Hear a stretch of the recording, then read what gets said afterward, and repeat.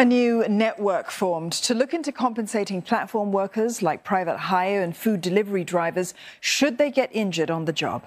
Now, the move follows recommendations by an advisory committee last November to ensure better injury compensation. Those recommendations are expected to be rolled out in the later part of 2024 at the earliest. Going forward, mandatory work injury compensation insurance to be provided by platform companies will give you better financial security if you are injured at work. For instance, the insurance will provide for medical expenses, income loss compensation for permanent incapacity or death at the same level and at the same scope as employees. The Platform Workers Work Injury Compensation Network comprises firms, insurers and tripartite partners. They'll look into issues such as how to report work injuries and how to determine workers' earnings in order to calculate compensation for income loss. Other recommendations are Central Provident Fund contributions and a legal framework to improve representation of these workers' interests. Food delivery riders who have been in accidents before say they welcome the move, but some are concerned about possible higher insurance premiums. As a result, that would eat into their earnings. Heidi Ng has more. That head-on collision with another motorist in 2020 left 30-year-old delivery rider Goh Yong-wei with a broken wrist. It kept him out of work for 6 months. It was challenging because every week I needed to see a specialist. The medical bills were just piling up and my savings was running out really fast.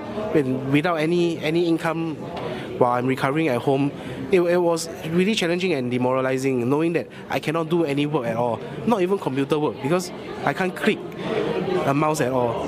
Like Yong-wei, about 1 in 3 delivery riders have been in accidents which required medical attention. That's according to a study done by the Institute of Policy Studies.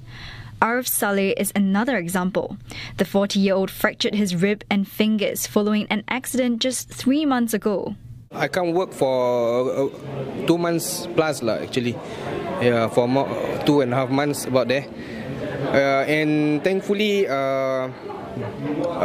the platform that I was doing the delivery for had a basic accident coverage lah.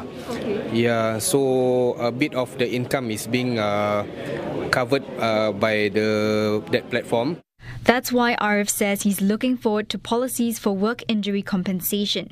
The Platform Workers Work Injury Compensation Network will be looking into. However, both him and Yong-wei hope any increase in insurance premiums won't impact their take-home pay. There are people who are very concerned that it will affect their earnings, but I'm not worried about it at all because the platforms need us. We need the platform. We need to coexist together. So, of course, the extra charges will be passed on to consumers, and consumers they will still continue to order anyways. Nonetheless, Yong-wei points out that fellow riders will still need to take ownership of their own protection by riding safely, especially in rainy conditions, for instance. Meanwhile, ride-hailing firm Gojek says the new network will help to further support the needs of drivers and builds on existing safeguards. However, it adds that any implementation must take into account factors, including individuals working across multiple platforms and the diverse demographics. Similarly, online food and grocery delivery firm Foodpanda points out there could be potential trade-offs like higher costs. That will need to be shouldered by all parties involved, including consumers and merchant partners, and could inadvertently affect rider earnings.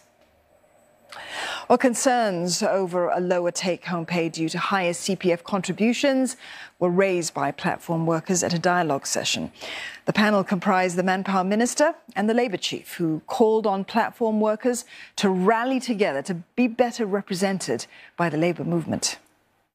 The key important part of the work that the NTUC labour movement is doing to give you representation, to give you a voice, is such that it will also keep the companies on their toes. We must strategize together, and that's why when we ask government to allow us this space in the freelancer space that currently don't have, the union employee, union employer relationship is very, very important. So long as we have a relationship and we have a legal framework to do the negotiations and strategizing, I think we can get there.